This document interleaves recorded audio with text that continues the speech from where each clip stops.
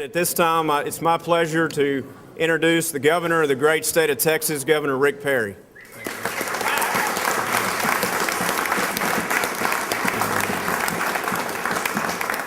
Brandon, thank you very much. Thank you for your leadership. Thank you for your initiative to introduce a piece of legislation that I believe is going to be a wake-up call, not just for Texas, but for this entire nation.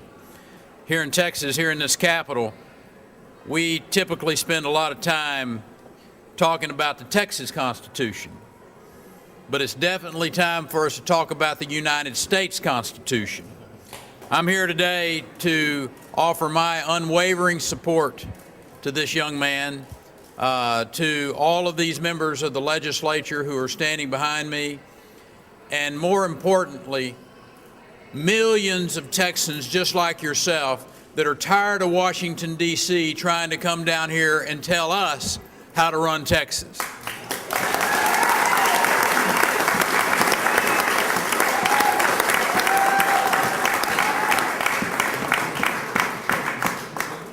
I happen to think this is a pretty bold step. HCR is, as introduced by Representative Creighton, co-authored by Representative Guillen, is a bipartisan piece of legislation.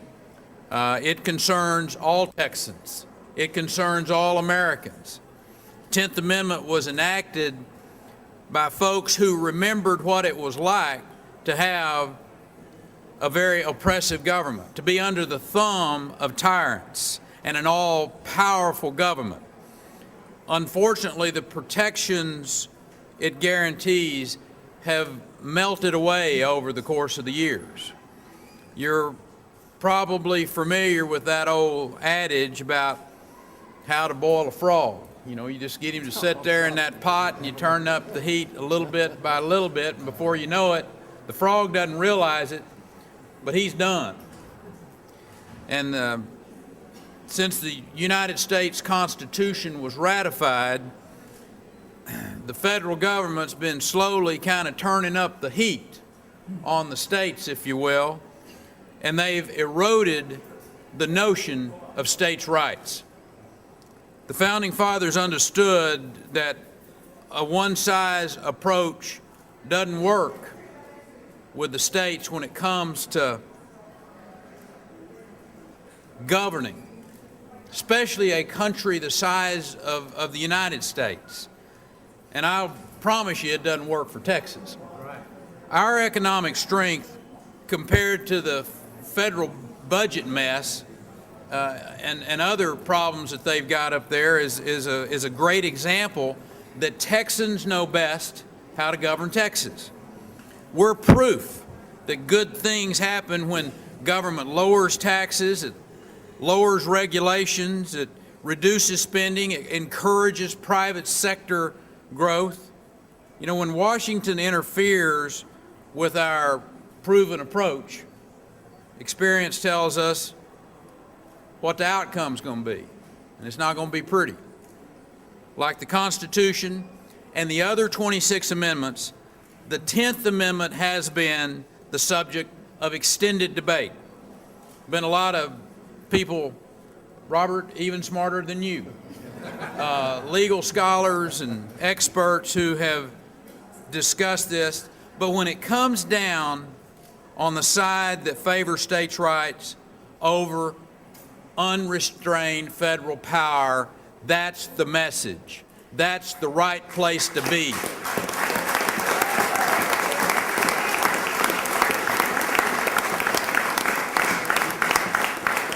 I happen to believe that the Constitution does not empower the federal government to overrule state laws without restraint. I agree with Texas' 7th governor, and I happen to think its greatest governor, Sam Houston, who once said, "Texas has yet to learn submission to any oppression, come from what source it may." We didn't like oppression then, we don't like oppression now. I believe the federal government has become oppressive. I believe it's become oppressive in its size, its intrusion in the lives of its citizens, and its interference with the affairs of our state. Texans need to ask themselves a question. Do they side with those in Washington who are pursuing this unprecedented expansion of power? Or do they believe in individual rights and responsibilities laid down in our foundational documents? Where are you going to stand? With an ever-growing Washington bureaucracy? Or are you going to stand with the people of this state who understand the importance of states' rights? Texans need to stand up. They need to be heard, because the state affairs that we find ourselves in cannot continue indefinitely. Returning to the letter and the spirit of the U.S. Constitution and its essential 10th Amendment will free our state and ultimately strengthen our union. Regardless of your party affiliation, that is a goal that we all can embrace, and I want to ask all of you over the course of the next week, as you go to tea parties, to stand tall for Texas. Thank you all for being out and coming and showing your support for the 10th Amendment. I'd be happy to answer any of your questions at this point in time. Does that mean you're going to refuse the stimulus program and package money that the federal government has offered the state of Texas? There will be some of the dollars that the federal government is trying to force upon the state of Texas that we will say thanks but no thanks to. Unemployment insurance is one of those. Strings attached to those dollars, which I might add were our dollars to begin with, to make Texas change the way that it does its business. I will refuse those. Dollars that flow back to this state, dollars that we had sent there to begin with, that come back without strings attached, dollars that we could use to grow our infrastructure, to create jobs, we will take, and we will show the rest of the country how to do it right. Governor, has Senator Hutchinson been an active participant in the expansion of federal powers? I would suggest that there are a number of folks in Washington, D.C. that have seen the federal powers be expanded, she being one of them. In what ways, what things that she's... I'll get you the long and distinguished list of those shortly.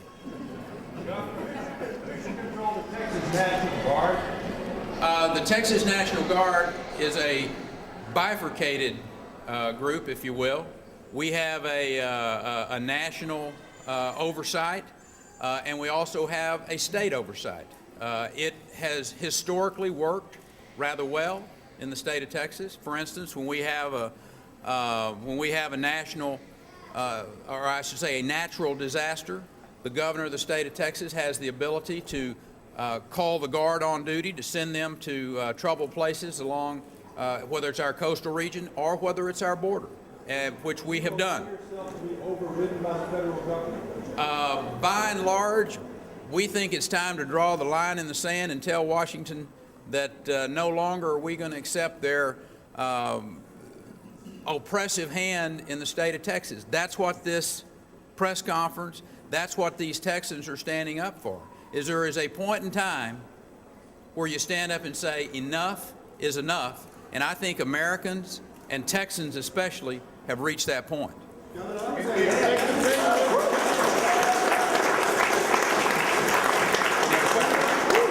other questions? Yeah, Governor, so what are your concerns about the local office transportation bill that passed this weekend today, and do you intend to do so? Well, I think the question of, let me answer the second part of that. Do I intend to veto a bill that hadn't even made its way to the House of Representatives yet is a way premature question.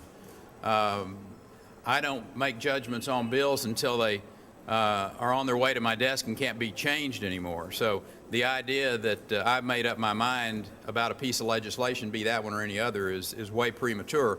I do have a pretty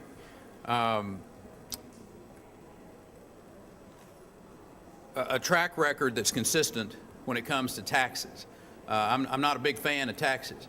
I think it's philosophically a difficult discussion to have with most Texans, that while you have a depressed economy, is the time to go put a greater burden on the the men and women of this state with a new tax. So philosophically, I've got some concerns about any piece of legislation that's creating new and expanded taxes, greater burden, if you will, on the citizens of the state, particularly the job creators of the state. So I would say that you can read between the lines pretty good on that. You know, got some concerns about it, but we're going to continue to work with the House members as it goes to the House and try to massage it and get it into a form that is either palatable or acceptable to the people of the state of Texas. Thank you all for coming out and being with us today. God bless you.